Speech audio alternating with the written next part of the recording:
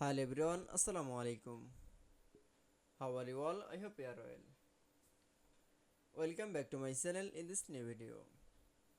Today's video, how to insert a new row or column in shortcut key in Microsoft Excel. So let's started. At first, open your Excel document file. Firstly, then show the Excel document in formula table. This table is the new row or column in shortcut key. Firstly, now click from the your needs the row.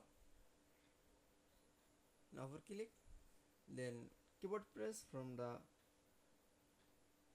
Control Shift plus in the formula new row. Now click for the enter row. Now click for OK. That's okay. Then show the insert a new row. That's okay. Then insert from the new column from the now for click.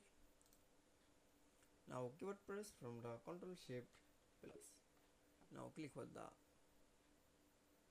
enter column. Now click for OK. That's okay.